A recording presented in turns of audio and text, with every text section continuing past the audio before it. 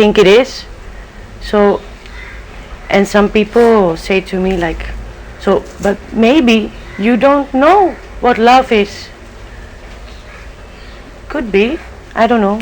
So what is love? Look, that has been a question at the beginning of time. It will never end till the end of time. The only way I can think of love is the absence of hate. Yes. That's all. Great. Therefore, I am told, love everybody. I'll be quite happy if I don't hate anybody. So long as I don't hate anybody, I'll be quite happy. You're on the right side. Good.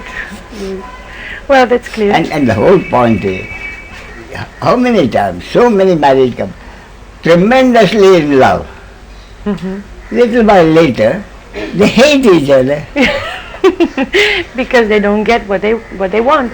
But the each thought was, and also the point about why love goes into hate is, everybody expects too much from the other.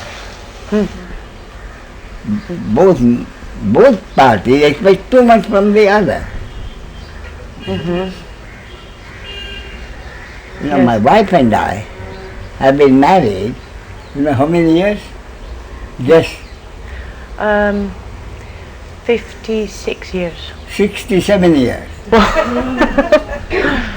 Good. You know what the secret is? Secret is, we made a pact a long time ago. Half the time, she will do whatever she wants. And half the time, I will do what she wants.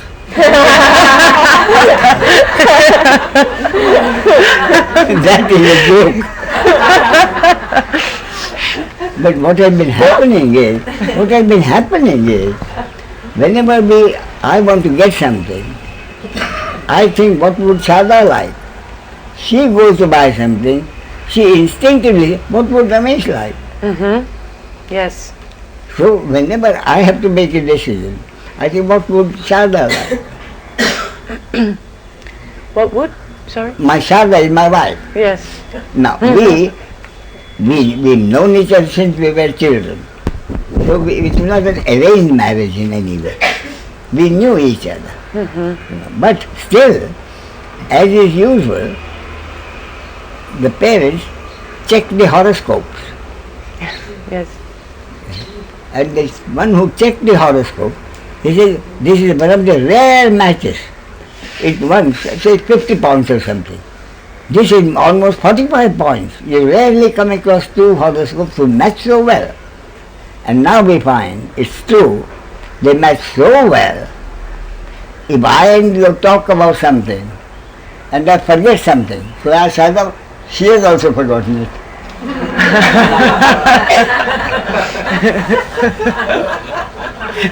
Horoscope match so well.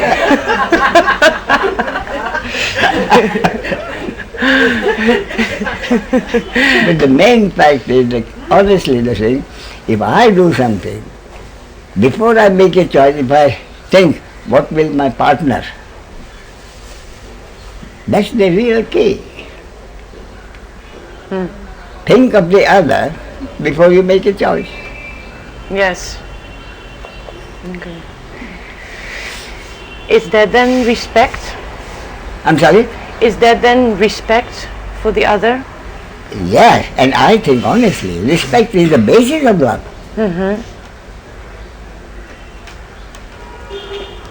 Mutual respect is the basis of love. Yes. So. And one thing is, don't expect too much out of love. Yeah. Yes. Yes. Yes. Because. Be satisfied with affection.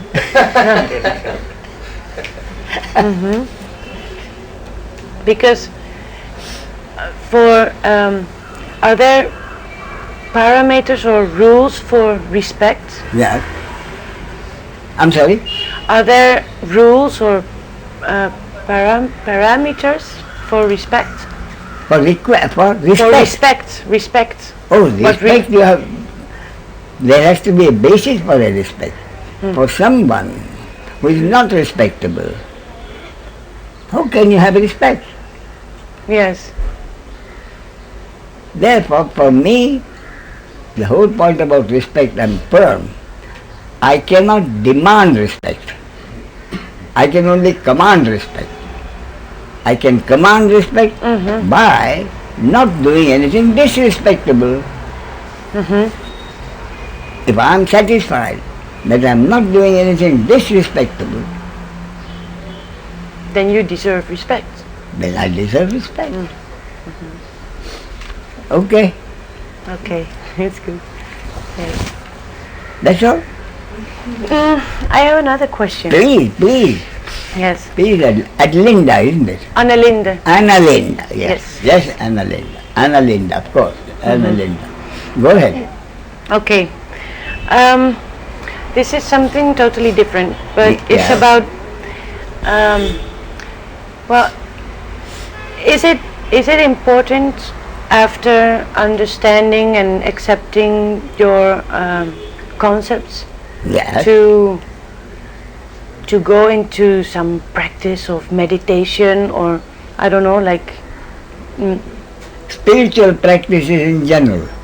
yes, You're talking of spiritual practices in general. yes, If you understand the whole situation, the ultimate understanding, is it necessary for you to do any spiritual practices? That is your question, isn't it? that's my question. But my because I think my idea is about that.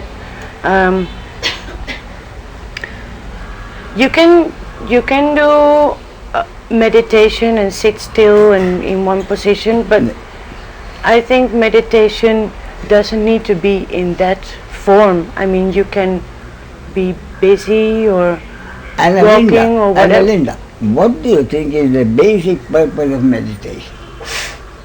What do you think is the basic purpose of meditation? Peace of mind. No. No.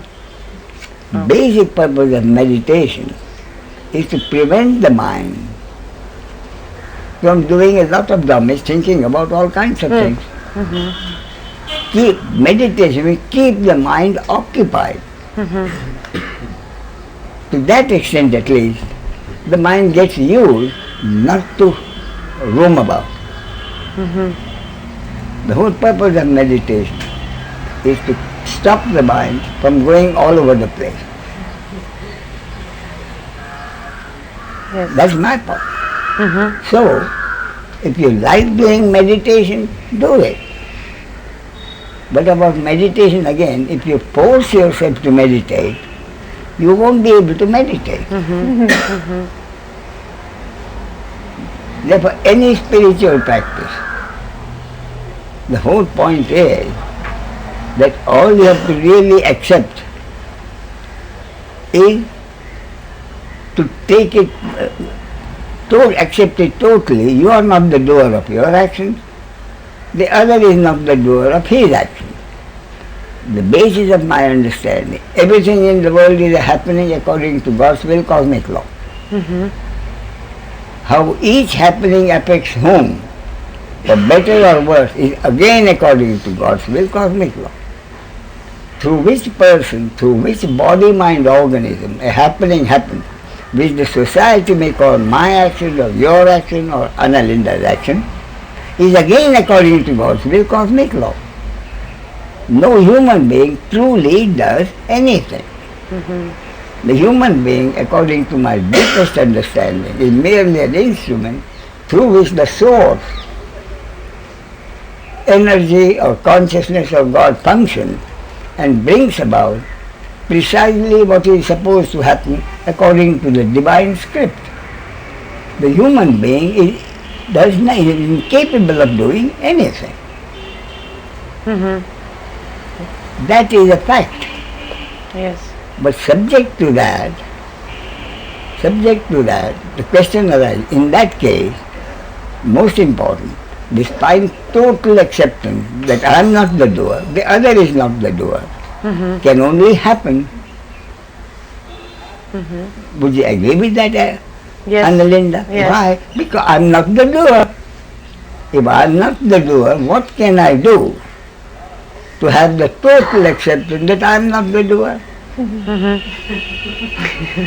It can only happen if it is supposed to happen according to my destiny, God's cosmic law.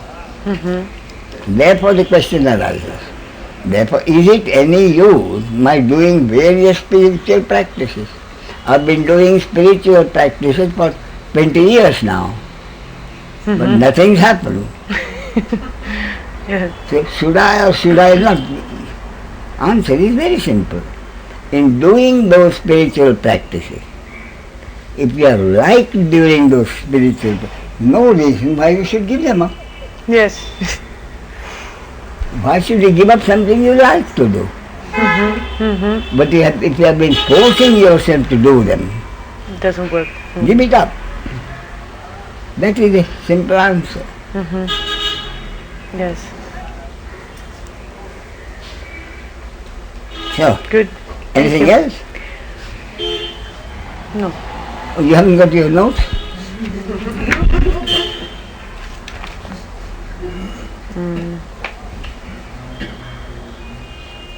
Oh, let me see.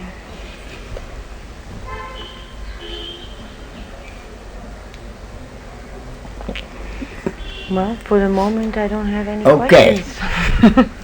I'm sorry, I don't get your name. Gemma. Gemma. Gemma. Yes, Gemma. You have been here a couple of days? In India or in No, Mumbai? I'm or here here? for the No, time. I've never been here before. This is the my first day? first time. Yeah. Oh, I see. So what brought you here, Gemma? Did you know what I talk about? No, not really. Have you read any of my books? No. I just was told by somebody that you were an amazing man and that we should see you. So here we are. But what have you been told I talk about? Well, one person said that Listen, can you hear her? No. Sorry. I'll tell you, simple. Talk to me as if I was 15 feet away from you. One person. Yes. One person told me that you are very good at telling people something about themselves, and I thought I'd like to be told something about myself, so that's one reason. And other people said that you were an amazing man that had an amazing presence, and I thought I'd like to experience that. That is stupid. If any call me that I have presence,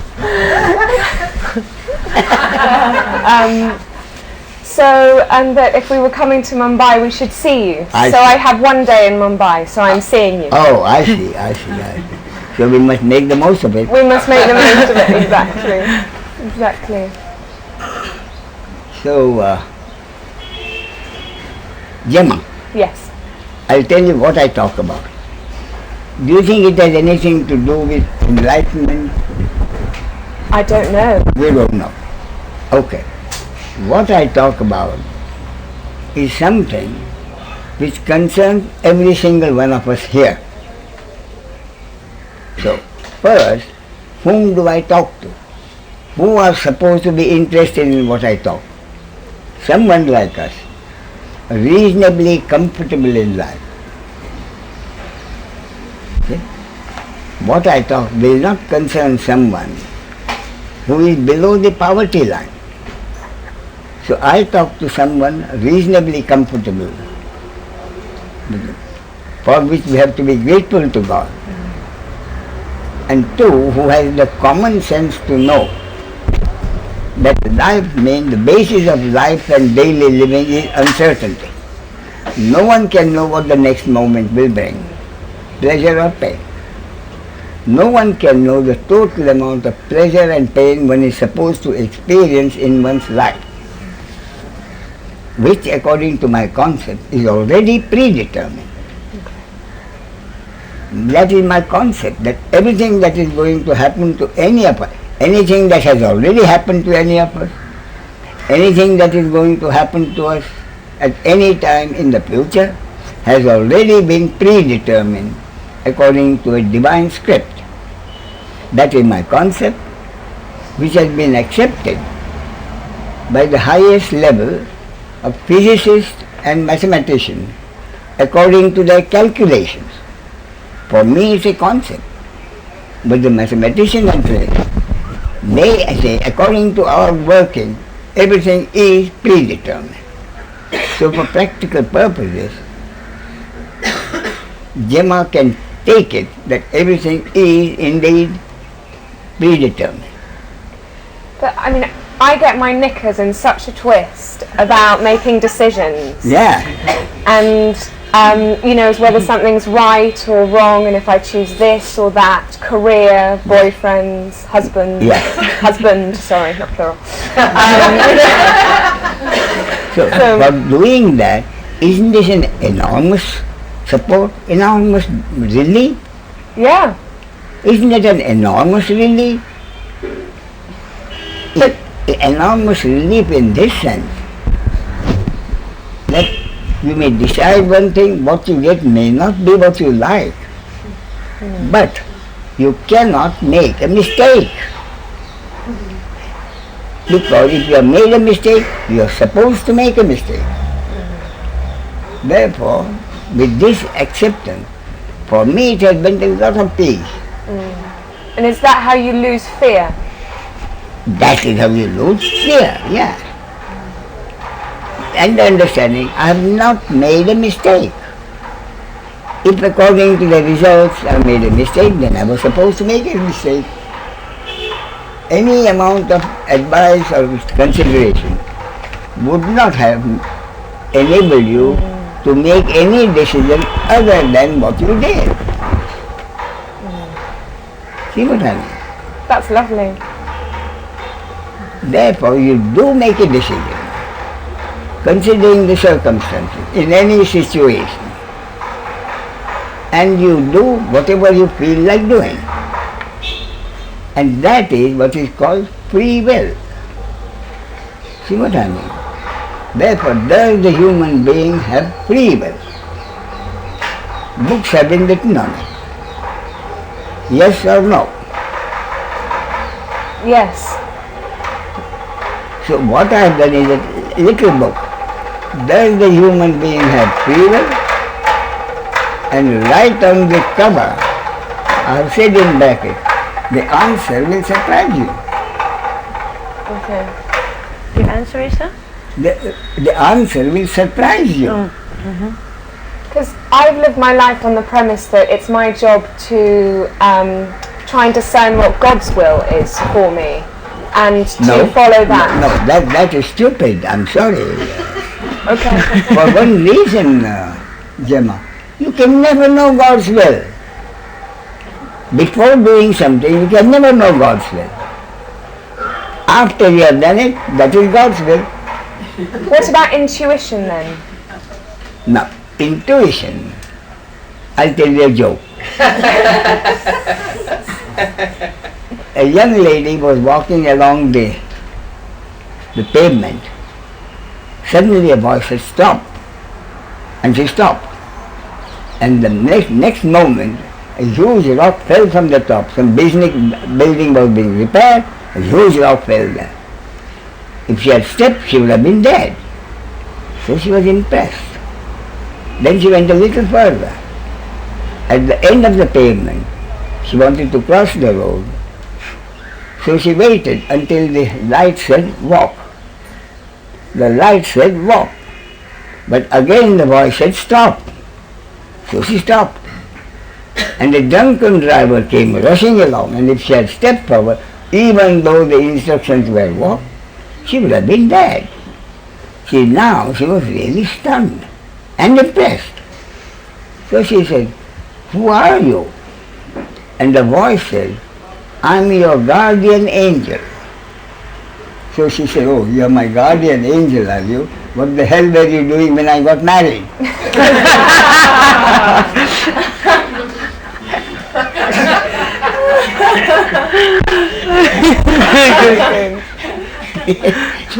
So much for intuition. Yeah. But I mean, intuition, point is, in a given situation, you are supposed to make your decision. What you make your decision on is already predetermined. And more than that, according to my concept, every human being either has the ability to make a considered decision or not to be able to. Say, diligent, this or that, this or that. According to me, that is part of the genes. So, if you are one of those who make a considered decision, then you will make even if the decision is a minor decision, you will still make a considered decision and be able to tell the other person why you made that decision. On the other hand, there are people who can't make a decision. But yet, free will, in a given situation, you still have to do something or not do something. Either way, you will have done something or nothing. So, in a given situation, how does the free will work? If you have the decision, if you can make a decision, you make a decision. Otherwise, what do you do? What do I do? Yeah, if you don't have the ability to make a decision, what will you do? You'll toss a coin. Okay. Isn't it? Or someone who comes, what shall I do? But either way, you do something. And if you hesitate, keep on hesitating and not do, then your action will be doing nothing. That also will have the effect. So my point is, fact number one, every human being, God has been forced to give every human being total free will to do whatever he or she felt like doing in a given situation, including the psychopath and the criminal. Fact number two, nobody ever had any control over the result of his or her action. Fact number one, everyone has a total free will to do. Fact number two, no one ever had any control over the result of her action. And what is everybody's experience? Sometimes I've got what I wanted, sometimes I've not got what I wanted, and sometimes what I got was beyond expectation. Many times for the worse, sometimes for the better. And no one has any control over which of the three things will happen. And after that, what happens? After that, the society in which I live, The what, sorry? the society in which I live cannot know what I have done. All that the society can do is to accept whatever happens, one of the three things, as my action. Judge it as good or bad, reward me or punish me. Reward from the society means pleasure in the moment. Punishment from the society means pain in the moment. Therefore, daily living means I have to use my free will and do whatever I feel like doing. But whether what I have done will bring me pleasure or pain, nobody has ever yet known.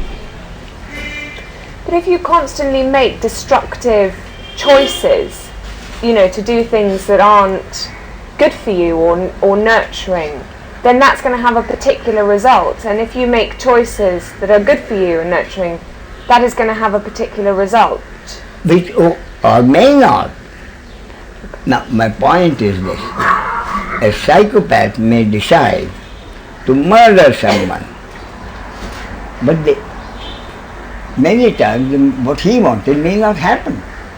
Something may happen and the murder may not be committed. Therefore, the society will not punish him. Therefore, fact number one, I have total free will. Fact number two, I have no control over the result. Both together mean only one thing, Gemma. every human being does have total free will, but is worthless in practice. Worthless in practice. I mean, it's a fact of life. Fact of life. I'm free to do whatever I want. But my choice and action is worthless because I have no control over the result. So rather than worrying about whether I'm in the right job or in the right relationship, I should just enjoy those on a daily basis and trust that if I'm meant to be doing something else or I'm meant to be with something else, then something will happen to create that. That is the point. I'm not saying it's easy to accept, but that is a fact of life. Okay. In other, I repeat, every human being does have total free will, but in practical living it's worthless. Then I ask myself, Gemma, Yeah. do I have the satisfaction of knowing at least that my free will has some value, at least in theory? So I ask myself, what is the basis of my free will? Only one answer. I thought a lot about it. Basis of my free will. After a great deal of thought, I came to only one answer, and that is, the basis of my free will is only two factors. Not 200 factors, not 20 factors, not even 3 factors. 2 factors. No third factor. And that is my genes and the conditioning in this human object. I had no control over being born to particular parents. Therefore I had no control over the genes in this human object. And as you know, more and more research brings out the fact that almost anything that we think and do can be traced to a gene. Earlier, cancer or Alzheimer's disease or migraine or something could be traced to a gene. Now the research has gone and astonishing results have happened. 4 or 5 months ago, there was a report in the morning newspaper, not a technical magazine, whether a person is faithful to his wife or partner or not can be traced to a gene. Therefore, no one need be proud of being faithful to his wife, nor feel guilty. It's the gene. Then few days ago, again, whether a person is generous by nature or miserly by nature can again be traced to a gene. And that is easily understandable for one reason. Why is a generous man generous? Because being generous makes him feel good. Not being able to be generous makes him feel bad. On the other hand, the miser feels good when he doesn't have to shell out money. He feels bad when money goes out. So it's part of his genes.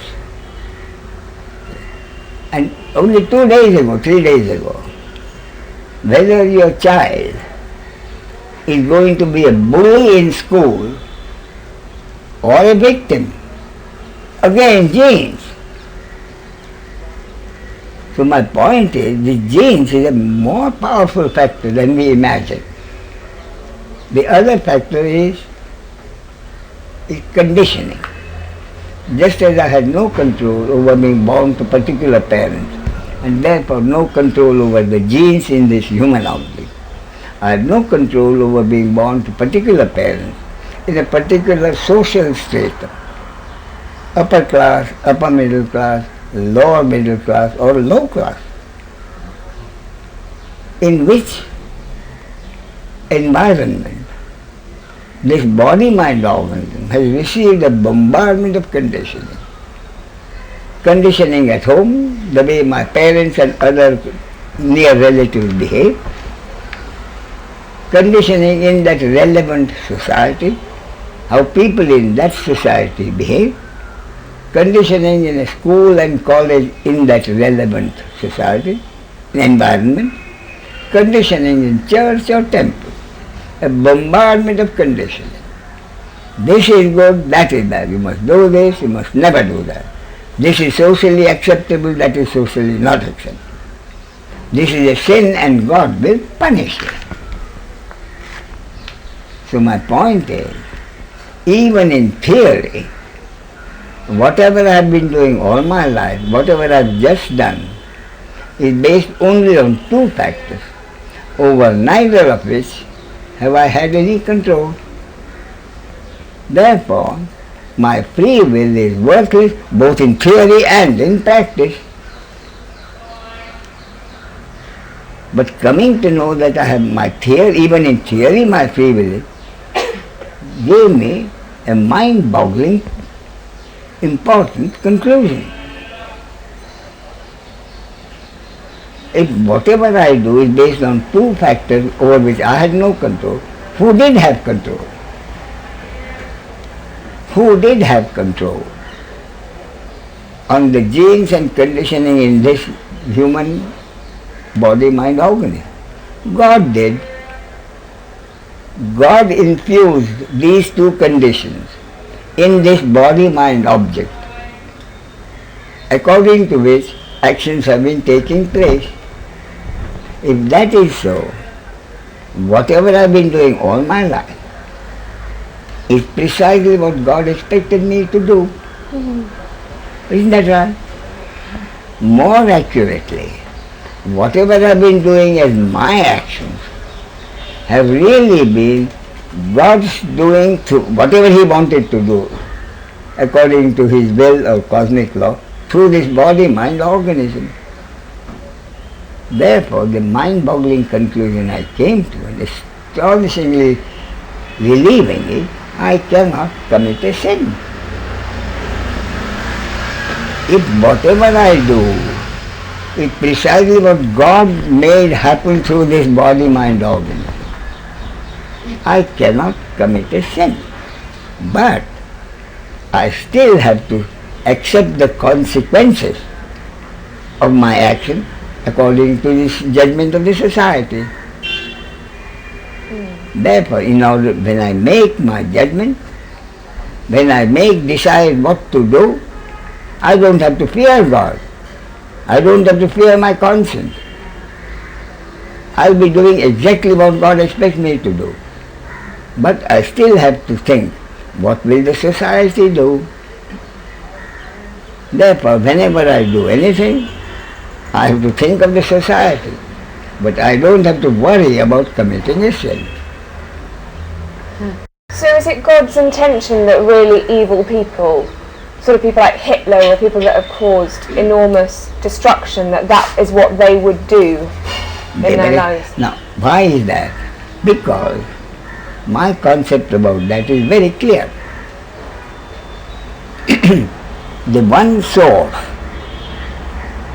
singularity, unmanifest singularity, oneness, itself had nothing, no material with which to create the manifestation. That is the source is the only reality. Therefore, the source had no other reality, no other real thing with which to create the manifestation.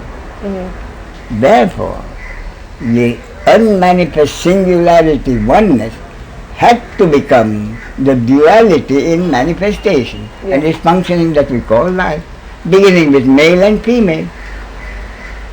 So my point is, the basis of the manifestation and its functioning that we call life is duality, beginning with male and female, and duality of every conceivable kind. Male and female, beautiful and ugly, good and evil, wealth and poverty, health and disease. Therefore, for good things to happen, God had to create body-mind organisms with such programming, that is genes and conditioning, that through those only good actions will happen. Similarly, if good actions happen, evil actions have also got to happen. So God had to create such body-mind organism through which evil actions happen. Psychopath. So Hitler was a psychopath. See what God created Jesus Christ and Saint Francis. God has created Adolf Hitler and Osama bin Laden. See what I mean? If I accept that totally, I don't waste my time. Think, why did God create Hitler? Because God created Jesus Christ. Similarly, why does God create handicapped children? What harm have they done to whom? Why does the kind and bountiful God create handicapped children? Because they are healthy children. But if God loves us, then how does He endure seeing that people go through that level of suffering? Why do you think God loves us? Then do you think God hates some people? I don't, but I can't understand how someone that loves you would be able to watch you in so much pain. Has any God ever told you that He loves you and He doesn't love me? Yes, no. That is a big mistake. And that is, we think of God as another entity like us, but much more powerful. In other words, we create God as an entity and give Him attributes. God is kind, God is loving, God is this, that and the other. That is a mistake. God is not an entity. God is the source. You can call it as energy or consciousness or whatever, but not an entity. Therefore, God as pure potential energy had to create, well, because its nature is to create the manifest. Basic question, why did God have to create manifestation? And human beings and animals who have to suffer? Basic question. The answer is, God, not God, the source as pure potential energy was forced to activate itself sometime. Otherwise, the source would have been dead matter. Source is not dead matter. Source is potential energy. And as the nature of the potential energy had to activate itself sometime. Therefore, the Big Bang and the entire manifestation, which the physicists say has happened as a block, is there, and the whole thing is there. The movie is already in the can. So why don't your teachings pertain to people on below the poverty line? Because there are people right on top, billionaires. You see, the point is, the basis is duality, but not duality always balanced. Not always balanced. Few billionaires, many people below the poverty line. Few good people, more bad people. So the duality is never balanced. Only point is, it has to be according to God's will or cosmic law. And the cosmic law concerns the entire universe for all time. Something so vast and complex, the human mind simply cannot know. As far as I am concerned, that was easy for me to accept, because I said to myself, my brain doesn't have the power to understand even the theory of relativity or so many other scientific theories. How can my brain understand something so vast and complex as the cosmic law? Therefore, accepting that I cannot know the basis of the cosmic law, I have to accept whatever the state of the world is in at any moment as being precisely what it is supposed to be according to God's will cosmic law. And therefore, a typical example I give is, Gemma, a murder happens. A murder happens. What do you think is the result thereafter? 4 different results. Can you believe that? A murder happens. The murder is detected, the murderer confesses, the murderer goes before the court, he is given a death sentence and he is executed. Our simple mind says that is how life should be. God is just. But what actually happens in life is, sometimes the murder is not detected, the file remains in the police station unsolved, and the murderer goes scot-free. Third item, the murder is detected, the murderer goes before the court, the judge and the jury know that he is the murderer, but have to come to the conclusion, not enough evidence. Law prevents us from condemning the murder. Fourth case, would you believe it, there is a fourth item, and that is the least acceptable to the human mind. An innocent man is executed for a murder he did not commit. How can God do such a thing? Answer is, there is no God who is doing anything. Everything has already happened according to a divine script, based on the cosmic law, the basis of which no one can know. And when you accepted this, you found peace, would you say? I didn't find peace of mind. I found a lot of things which disturb my peace of mind not happening. Because even after accepting this, I didn't find peace of mind. Therefore, my question, basic question, is, what does someone like us, you remember, what does someone like us, reasonably comfortable in life, for which we have to be ever grateful to the source of God, and knowing that no one has any control over what the next moment will bring, pleasure or pain. No one can have any idea of the total amount of pleasure and pain one has to experience in one's whole life, which is already predetermined. Knowing that these are the basic terms of daily living, what does someone like us, reasonably comfortable in life, want most as happiness? That is my focal question. I don't ask this question to someone below the poverty line, because the only answer will be, are you crazy? All I want is sufficient money for my basic needs, food, clothing and shelter. Therefore my focal point is someone like us. What do we want as happiness? Where does the question arise?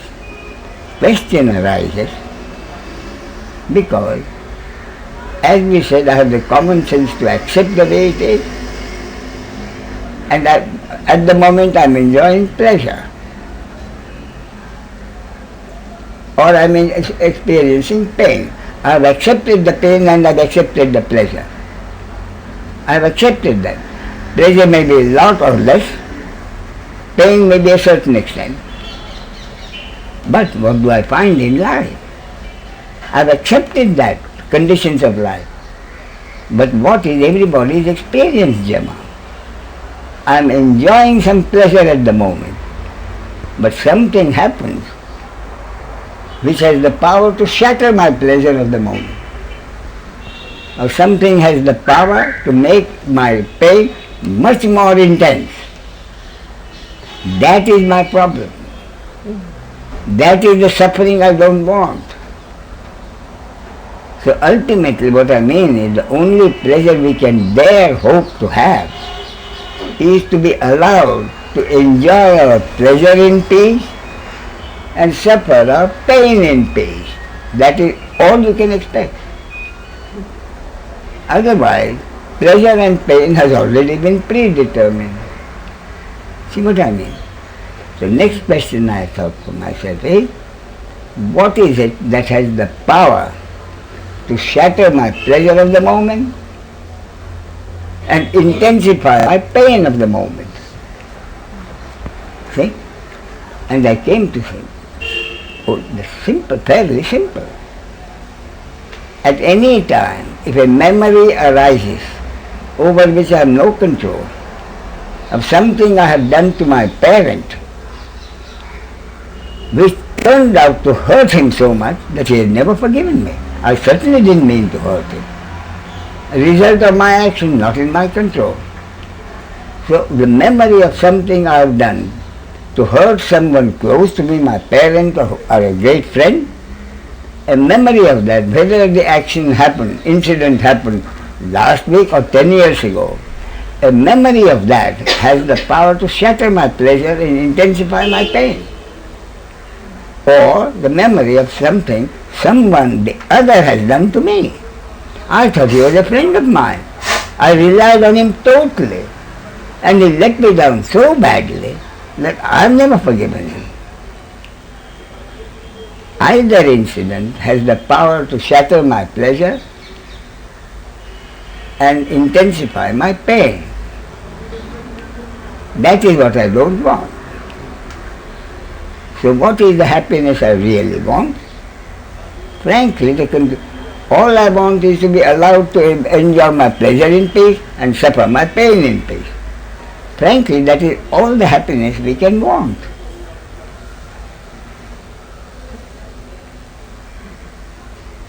So, the most important conclusion I came to was that the happiness I am seeking is not to be found in the pleasures of life. If I keep on pursuing pleasures of life, I may get some, I may not get some. If I get some,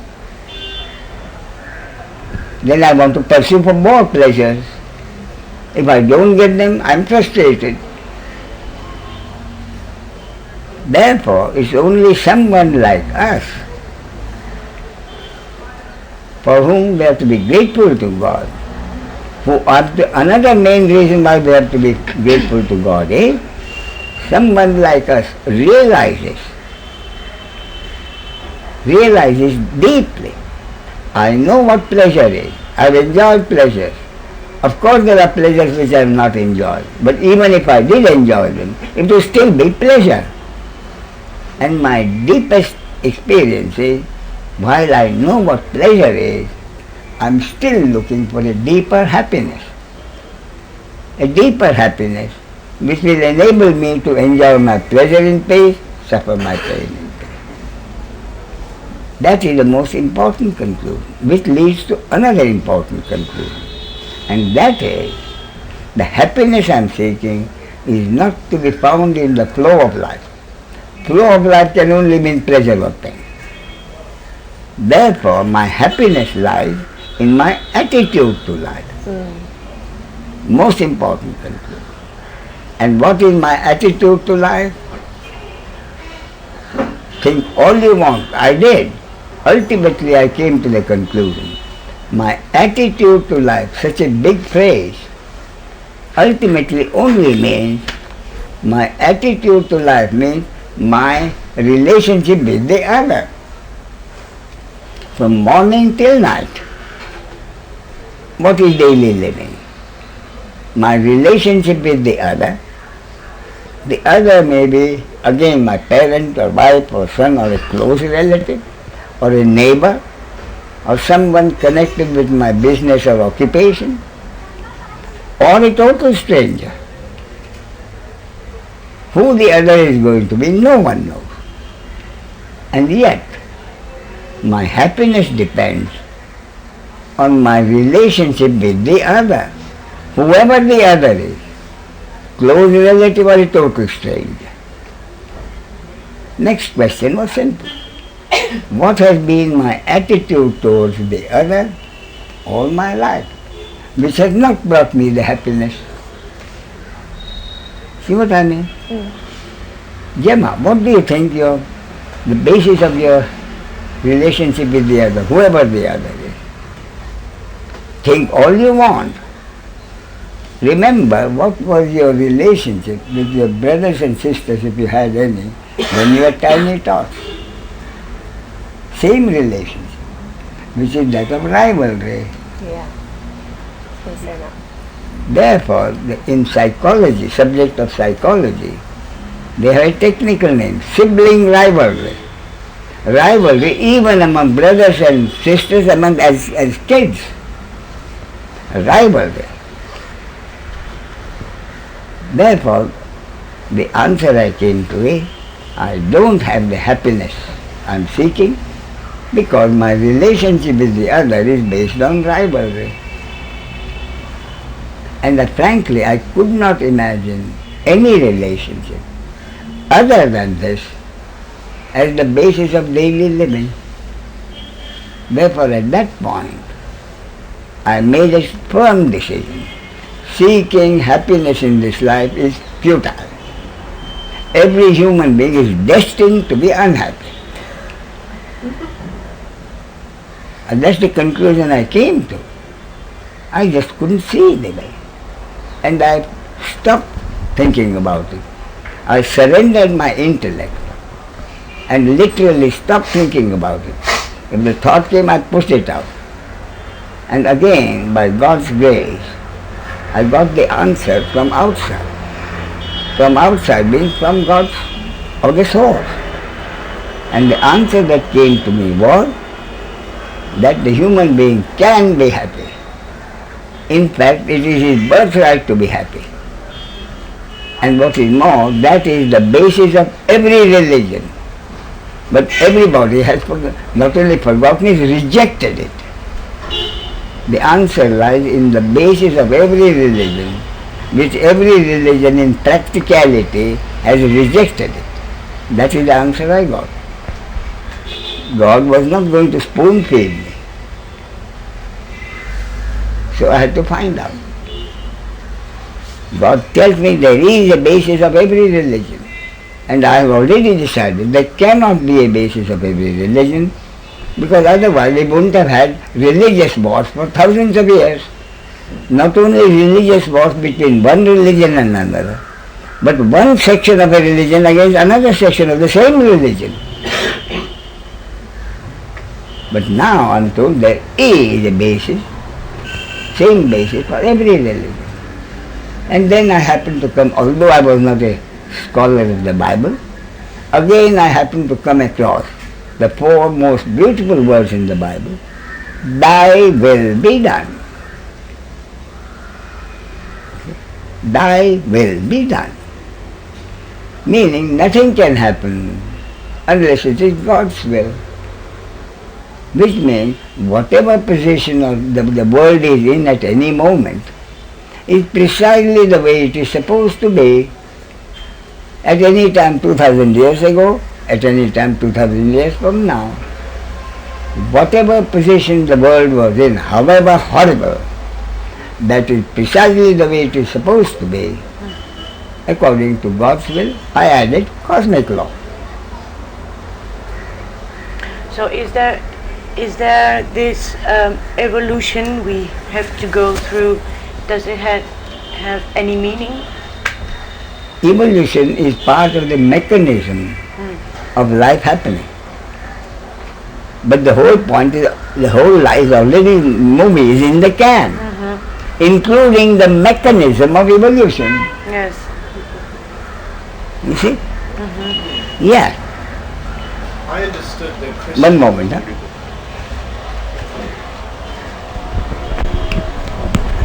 Did it reach there? Yeah, I think yes.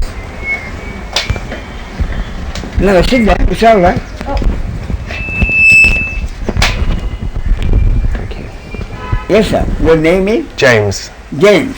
Yes, James. What part of the world are you from? from England. England. What do you do in England? Your I've actually been business living. or occupation? I'm teaching English. I see. In England? Yeah. There's a great demand there, actually. I'm sorry? There's a great demand there.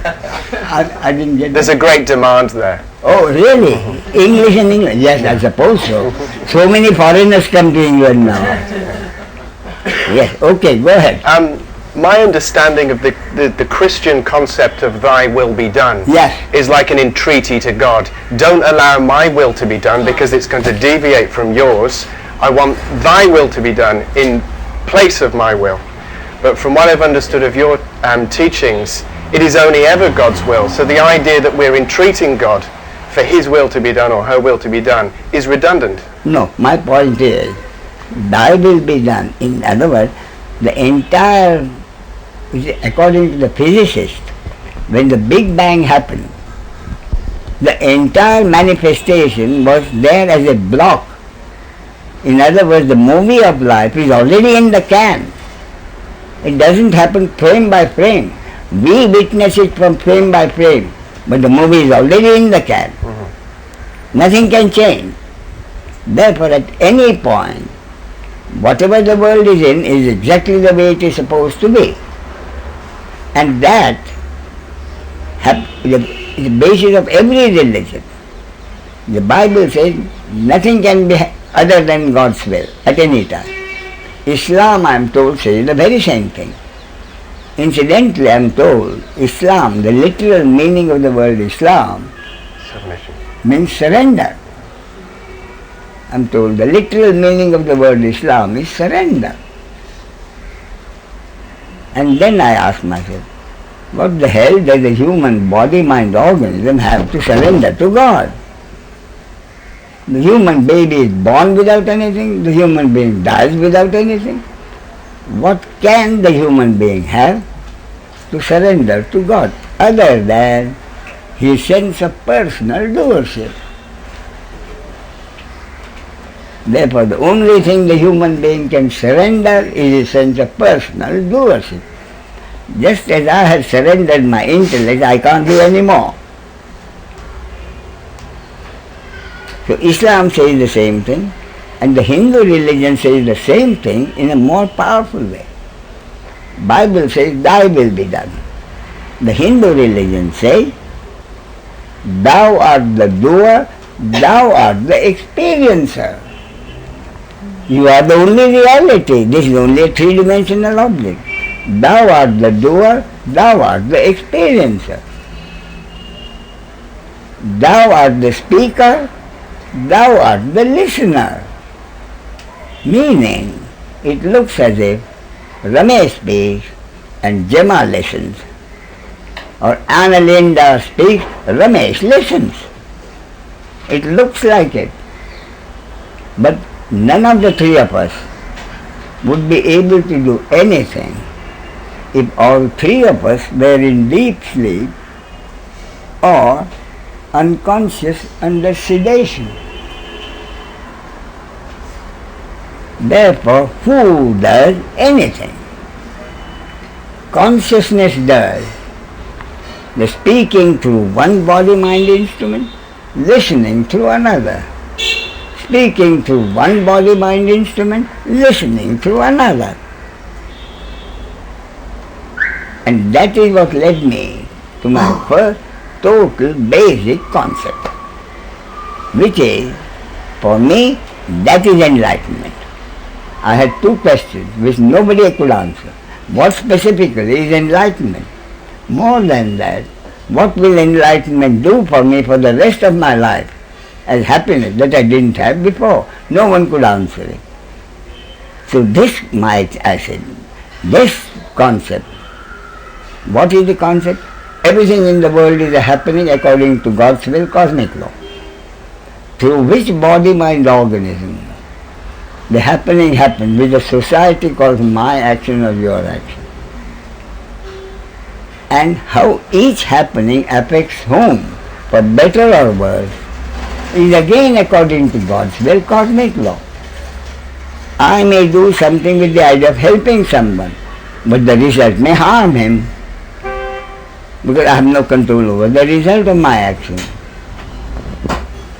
So my concept is everything in the world is a happening, through which body, mind, organism the happening happens, which the society calls is again according to God's will, cosmic law. How each happening affects whom for better or worse, again according to God's will, cosmic law. The human being is incapable of doing any deed. That is a firm concept I came to. And I said, that's a bloody stupid concept.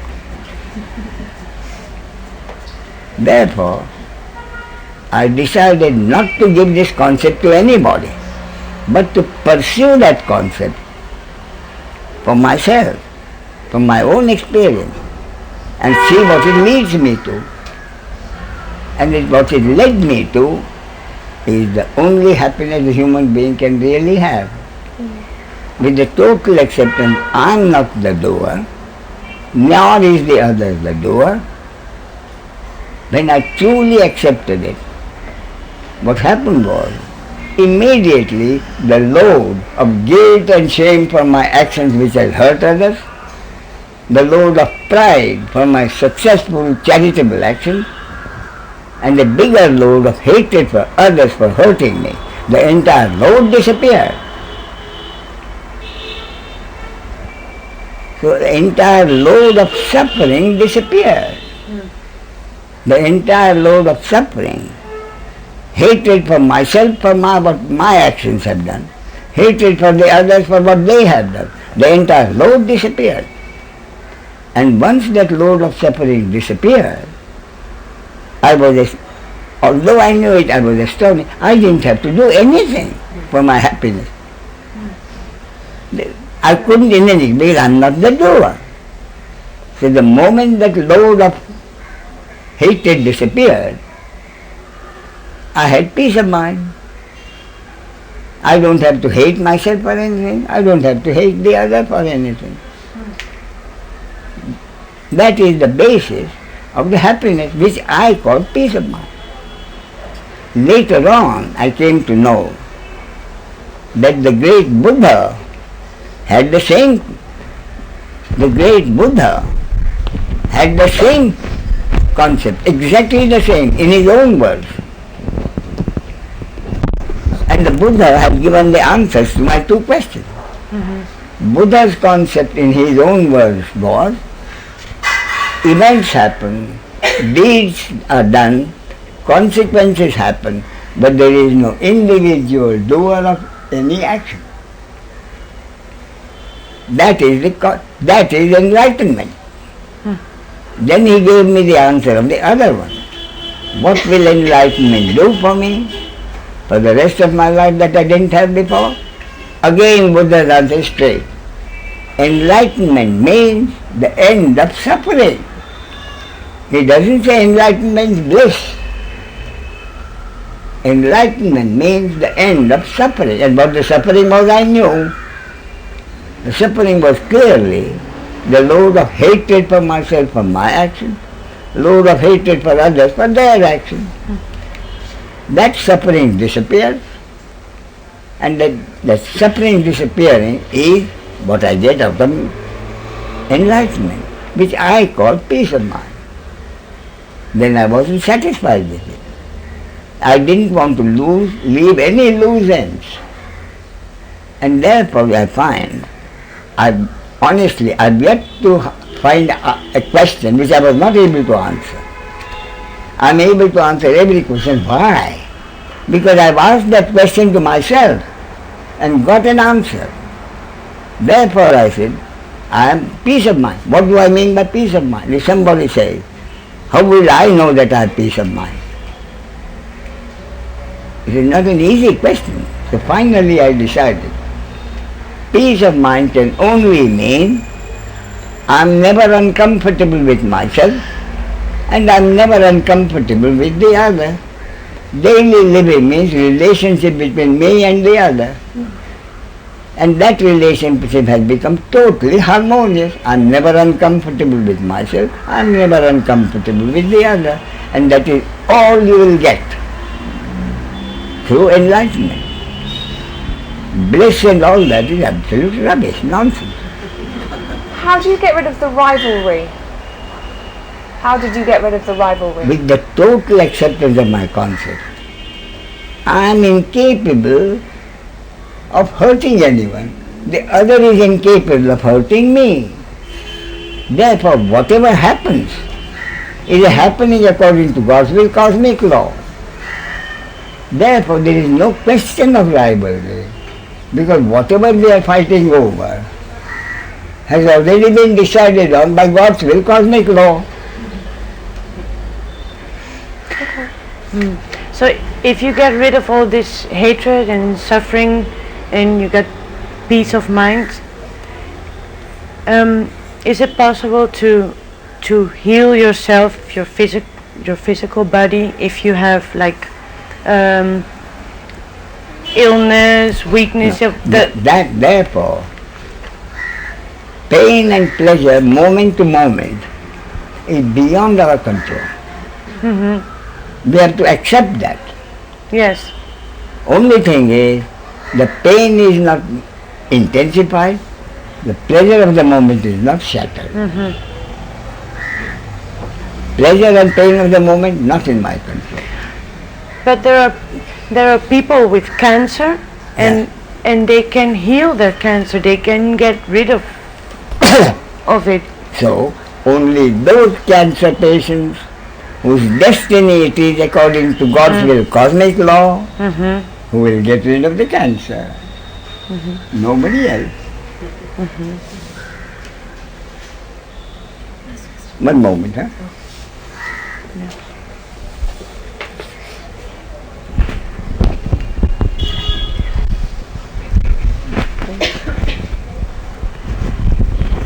Forgot my question. Yes, ma'am. Hi, Your name is? Claire. Claire. Claire. What part of the world? I'm English. From English. England, yeah. And you have occupation of I'm an actress. actress. Yeah. Stage, screen? Stage and both. Both. Yeah. Okay. Well, you're pretty enough to be an actress, eh? Thank you. Okay. If I take a lot of solace in psychotherapy because I go and see a therapist, Yeah. and I feel that from my conditioning that I've had growing up and what has affected my genes, because I do believe in that, I feel like through therapy I've been able to transform that in myself, to make better decisions about my life with better intentions, and I feel that my life has changed from that. So when you were talking about that our life is predetermined to do with our genes, I slightly struggle with the concept, because I think through psychotherapy, can you change that? Yes, and that is what is precisely supposed to happen according to the destiny of the patient, God's will, cosmic law. Okay, who chooses to do that? Only very simple thing. Okay. Does your therapy work in 100% cases? No. No. In which cases does it not work? Where it is not supposed to work. Okay. According I know to, I'm getting a lot of solace in according this. to their destiny, God's will, cosmic law. Okay. Therefore, the therapy works only when it is supposed to work. I see. See what I mean? Okay. That's it then. That was a quick one. Honestly, I told you, there is no question which I am not able to answer. Mind you, my answer may not be acceptable to you. That is the Yeah. I am struggling with the gene and the predetermined. I struggle with that. Yeah. I do. But the point is, any question, because I have asked myself those questions, Yeah. I have made sure that I don't leave any loose ends. Yes. Therefore, even a simple peace of mind. I said, what do I mean by peace of mind? And I came to the conclusion. Peace of mind can only mean the simple thing. I'm never uncomfortable with myself. I'm never uncomfortable with the other. Yeah. clearly, if you have that, you have peace of mind. Yeah, I believe that. I don't struggle with that. You see what I mean? Yeah, I do. I really do. But the question is there. Yeah. And I had dealt with the question, therefore I know the answer. Okay? Yeah, thank you. Not at all. So, I think I'm all out of questions. now the only point, I'll give you a question. Okay. Let everyone listen to me now. The concept cannot work unless the acceptance is total. Intellectually, even a damn fool will accept the concept, which removes this load of suffering. But the concept cannot work unless the acceptance is total. Therefore, you have a question. What do I have to do to make my acceptance not merely intellectual but total? That's the that question, I'm not yeah. the doer. Isn't that right? Yeah, that's I the told you I will give you a question. Let me repeat the question now. Let me repeat the question.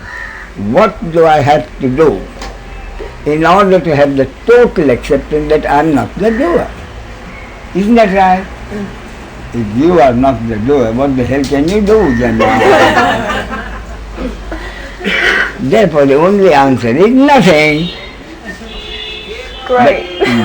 But wait a minute, what does nothing mean? It means again, it will happen only if it is supposed to happen, according to your destiny, God's will, cosmic law. It will happen only if it is supposed to happen. And this point I make it clear, no need to be pessimistic. Because the fact that you are a seeker after happiness, not your choice.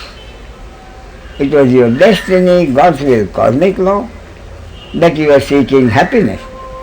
And again, it is your destiny, God's will, cosmic law, that has brought you here.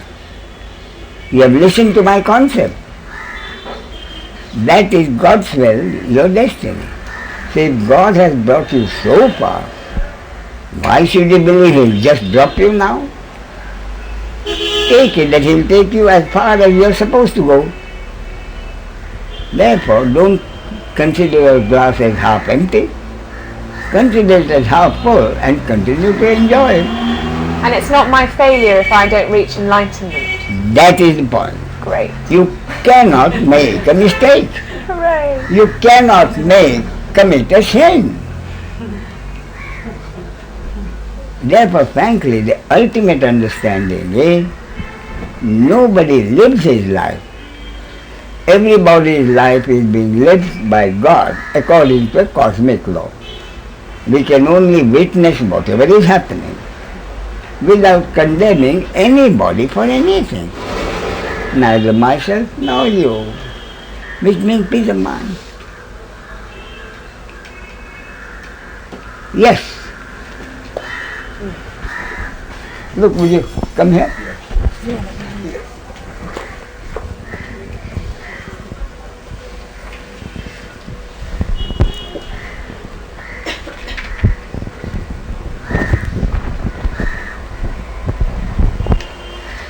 Yes, sir. Your name is? Chris. Chris. What part of the world? What part of the world are you from? I'm living in India presently, I but I have a German passport. see. And what do you do in India? I teach dance and I perform dance. Oh, I see. Fine. Your question. I remember you saying something to the extent that if you are not guilty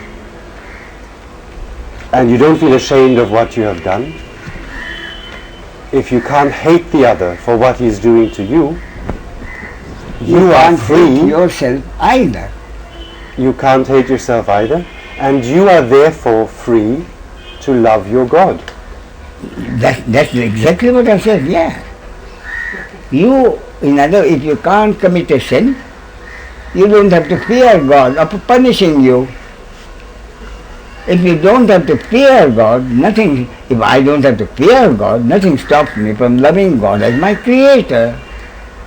And But did you say I that still- is a happening? Indeed it is.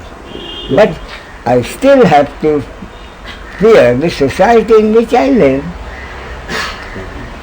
Because I do something which according to the society's judgment will result in pleasure or pain. That I have to keep in mind whenever I do something. I'm just trying to address something that happens to me around you. Yeah. That whenever you speak about these things, I feel like just starting to cry, or there's just something awakens, and I'm so where does that come from?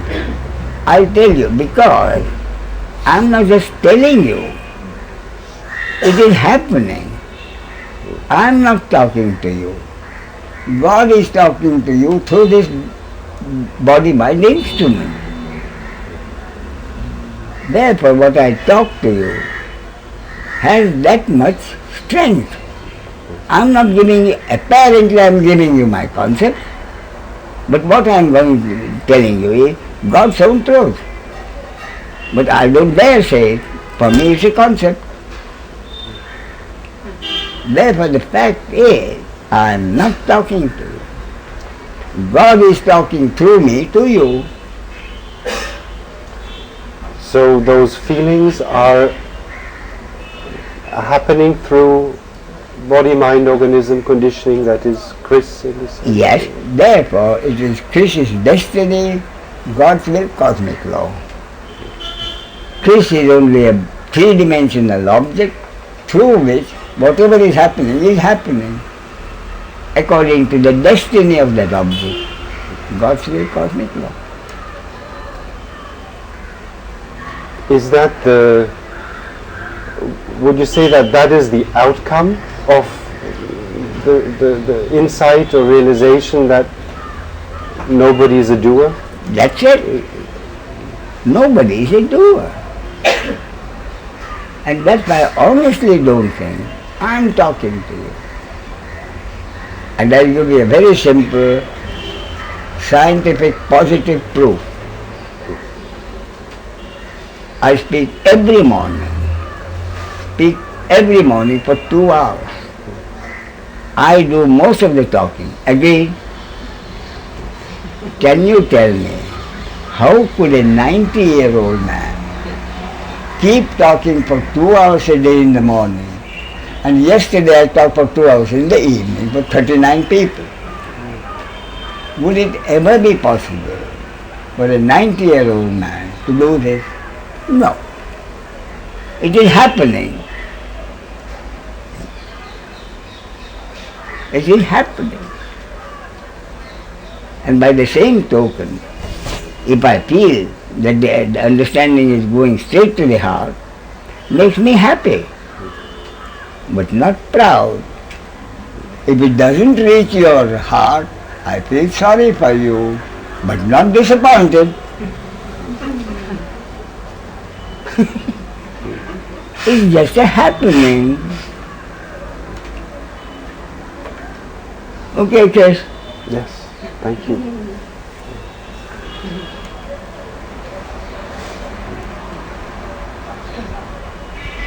No, any question?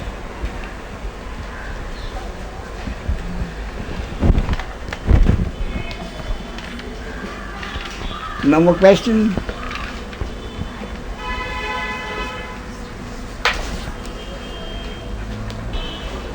And that is Sir, one second. Just a moment. Yeah.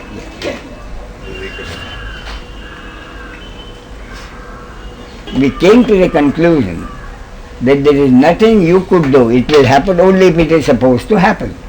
Accepted. But there is still a valid question. Chris says, that's a valid question. I accept that nothing I can do. I accept that. But while I am waiting for God to make up His mind, knowing that what I do has no significance, is there not something I can do as a spiritual practice? Valid question, isn't it? Which it may not help the result, but that will help me to feel easier. I do have a suggestion. And that is what I call personal investigation. Extraordinarily simple. If you can do it during the day, you are free to do it any time. Otherwise, at the end of the day, take 10 minutes off. Sit quietly but comfortably. This is not a discipline. Take the most comfortable seat. And in order to feel comfortable, if you like your usual cup of coffee or a glass of beer or sherry, have it. This is not a discipline. And then do some very simple personal investigation. From the many events of the day, you will realize most of them just happen. And I was just a part of the happening. From the many events of the day, choose one event, one action, which you are sure is your action. Other actions I don't know, but this one is my action. And I challenge anybody to prove to me that it is not my action. See? And then investigate it. If I consider this as my action, did I decide to do that action at a particular time? See what I mean? If it is my action, did I decide to do? And you say, no, I didn't. Then the investigation, how did the action happen? And then you remember, you had a thought, an idea had occurred to you. If that thought had not happened, your action would not have happened, and you had no control at all to make that thought happen. How can I call it my action? And when you have done this investigation yourself, the acceptance must go considerably deeper.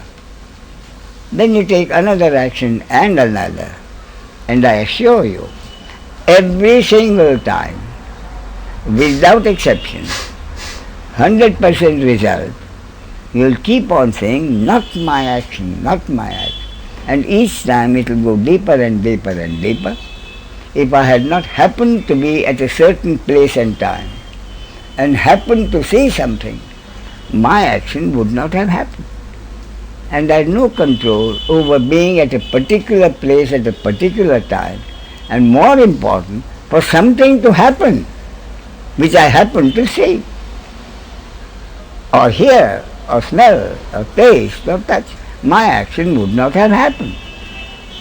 And each time you come to that conclusion, your acceptance will keep on going deeper and deeper and deeper, until at a particular moment of time, depending on your destiny, God's will, cosmic law, a flash of divine acceptance will happen. I simply cannot be the doer.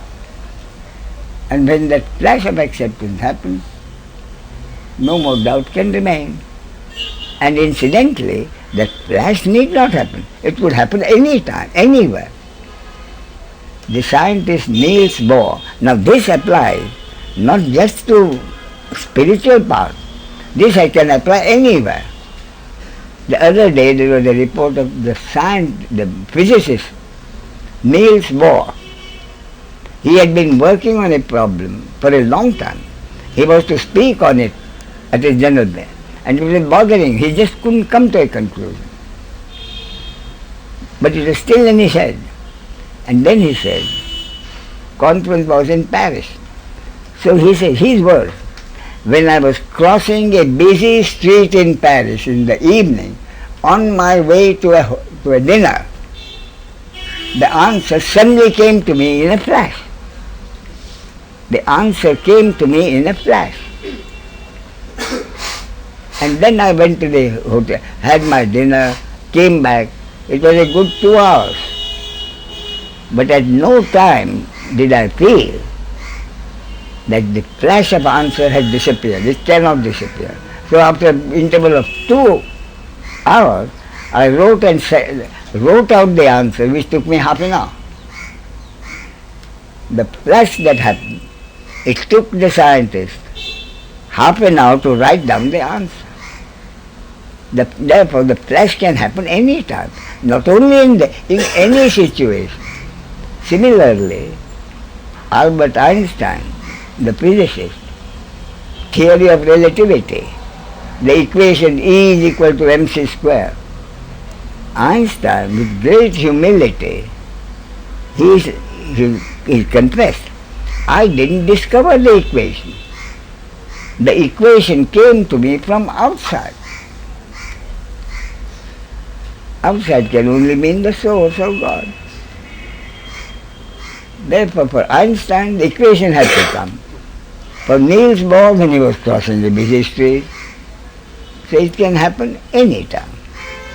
Okay? Right. Yes, sir. The laws of attraction. You know, there's a new book out and there's a new DVD out about laws of attraction. Yeah.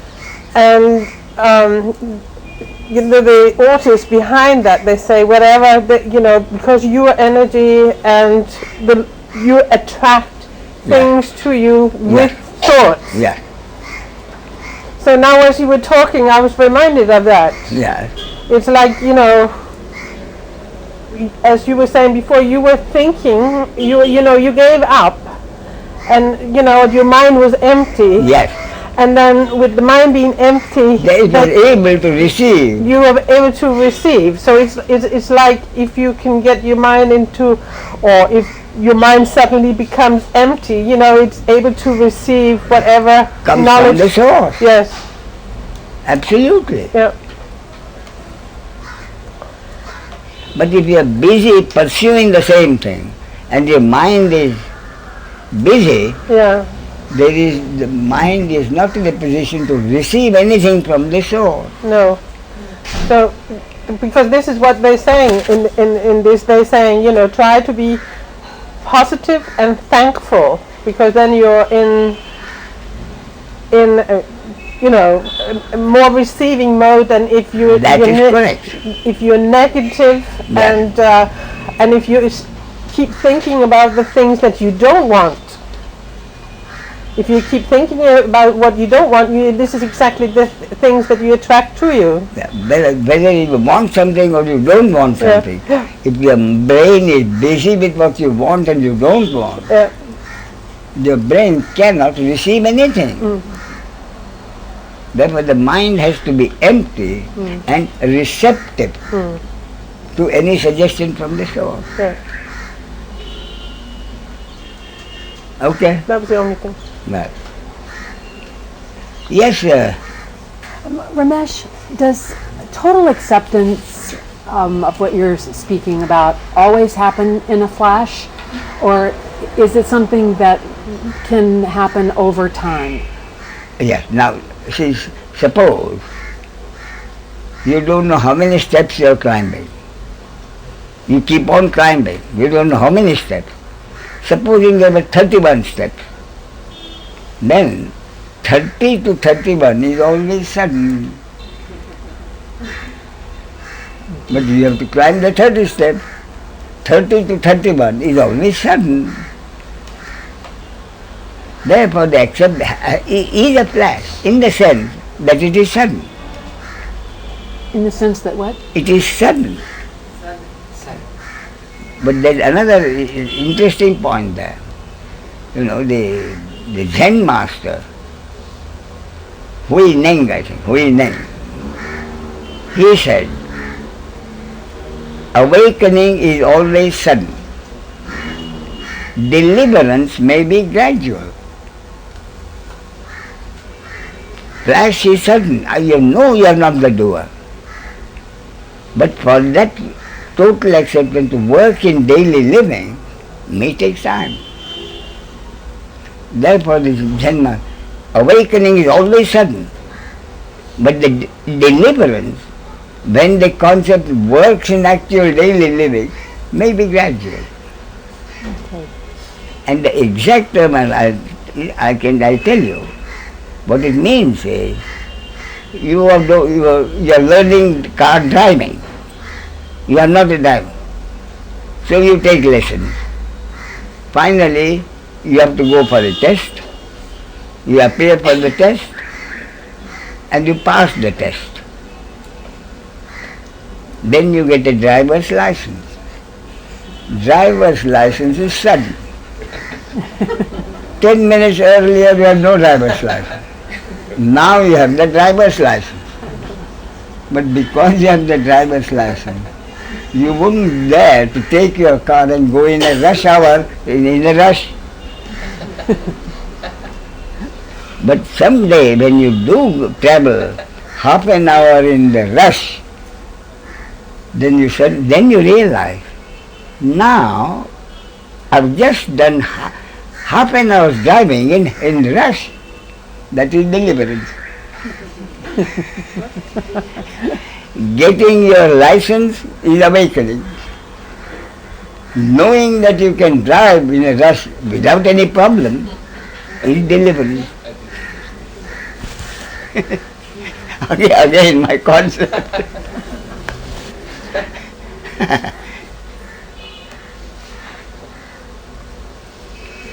Okay, you have some? No, it's very beautiful. Okay. Thank you. All right.